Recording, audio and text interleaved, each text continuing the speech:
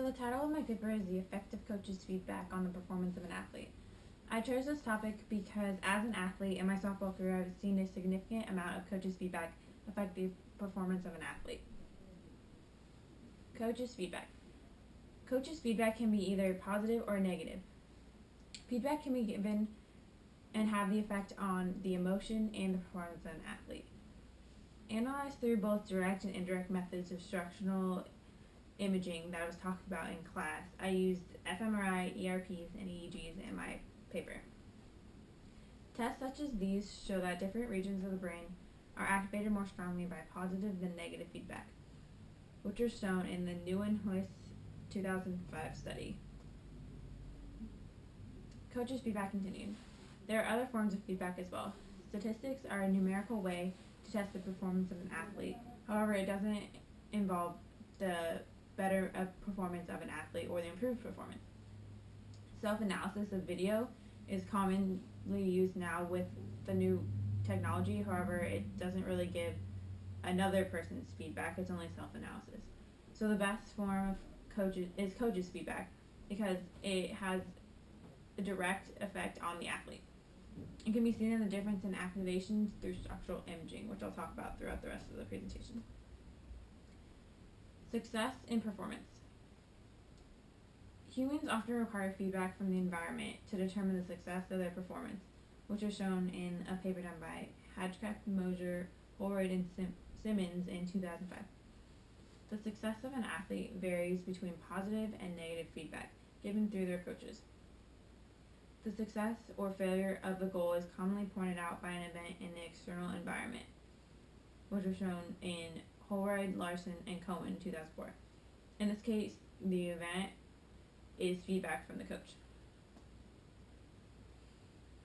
So, ERP studies. Receiving positive feedback compared to negative feedback results in different applications of the brain. This can be viewed in event-related brain potential imaging. Softball is really important with event-related brain potential because each event involves performance. So ERP studies help psychologists look at brain activity time locked to the presentation of a particular stimulus. Time is really important in softball as well because timing is instant. You have to have a reaction and perform immediately in softball. In this case, the stimulus is either positive or negative feedback. ERP study. In a study done by Holroyd, Larson, and Cohen in 2004, ERP was used to determine event-related brain potential produced by giving feedback stimuli from negative performance. The study focused on the amplitude of the P300. P300 is sensitive to task-related events, which is why it's so important in softball because the P300 is sensitive to task-related events, and all things in softball are tasks that are then analyzed by performance. Feedback stimuli indicating negative feedback throughout incorrect behavior elicited larger P300s compared to positive feedback indicating correct performance. Self-critique. Effect on performance. Players critique themselves when performing tasks in athletics every day, whether it's basketball, football, baseball, or softball. Players are always critiquing themselves to make them better. However, a player's self-critique can differ from their coach's perspective of their performance. If a player self-evaluates themselves, the task performance and their perception of their own performance is different than their coach's perception of performance, there will be a change in amplitude because of the change in emotion. I've seen it in practice every day at softball, that players think they did a really good job, but the coaches give them negative feedback anyway because they don't think they did a good job. The frustration formed by this difference in perception of performance causes the players a big change in emotion, which then affects their performance. This was shown by Horn in 1985. An example of this specifically would be for softball. A coach might give a softball player the task of getting on base as many times as they can during a game.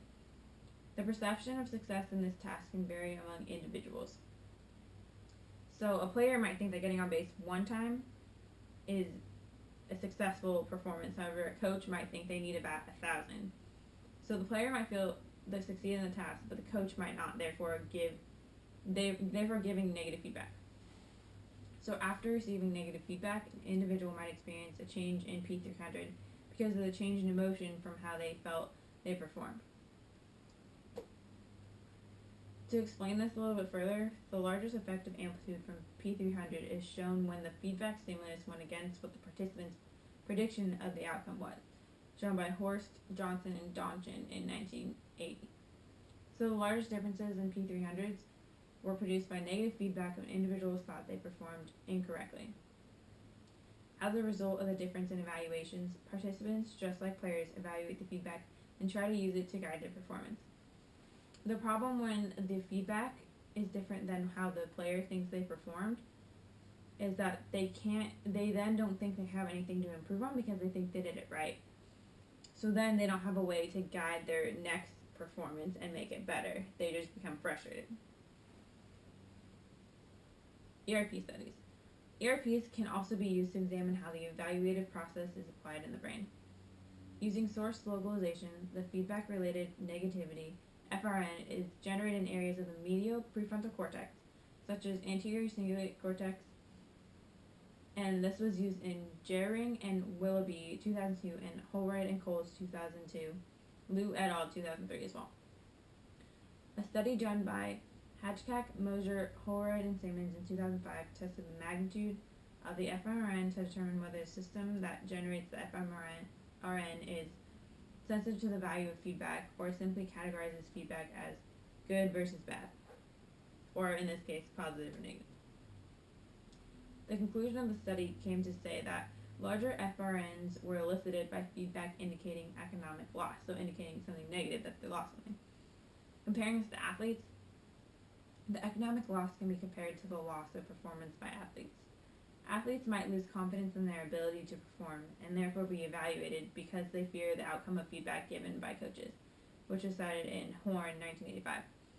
Fear of evaluation greater decreases performance of an athlete because it is an additional factor that affects their performance. Athletes' performance are affected by anything, by their surroundings or by anything, so adding an additional factor only makes it harder to perform well. fMRI study. FRN was used to test the amount of brain activation when giving negative feedback compared to giving positive feedback. So they used a double subtraction in this one, which we learned in class. So negative feedback or positive feedback minus uninformative but correct feedback, or informative and correct feedback. So as a result of the double subtraction, they found that there was no brain areas that created greater activity for the negative than positive feedback. Brain areas showed greater activation to positive than negative feedback, proving that feedback created more activity in the brain.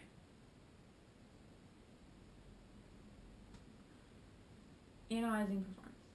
The effect of negative feedback on performance varies among individuals' habits of responding to feedback through emotions in the form of frustration or confusion. Incorrect performance causes negative feedback in the form of harsh verbal punishment from the coach. So if you do something wrong, your coach is going to tell you.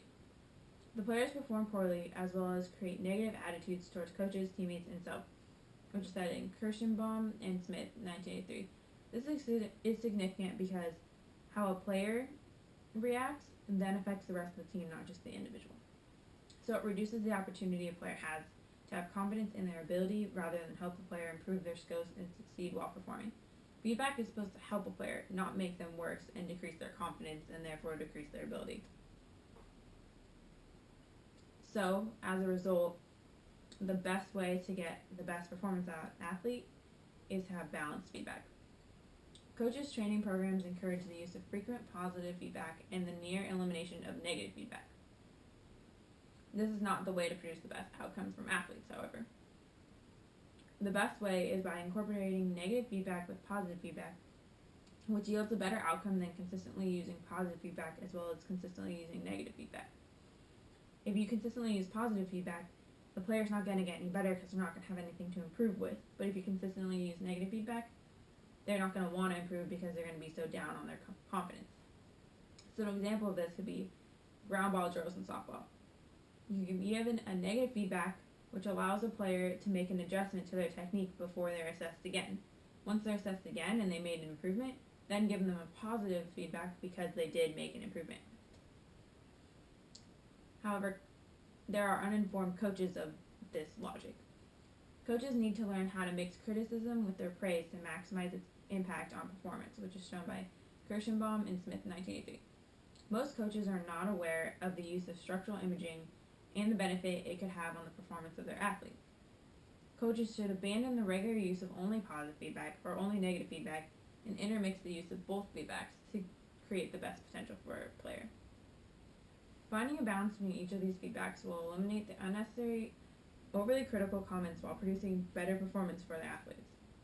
Coaches are known to be critical, and yes, that's their job, but their job is to make you better, and some critical comments are mostly negative. So if you, in turn, use positive and negative, it'll only produce a better performance by an athlete.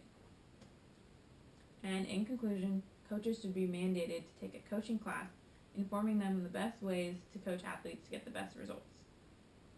And doing the best results come from using a combination of both positive and negative feedback.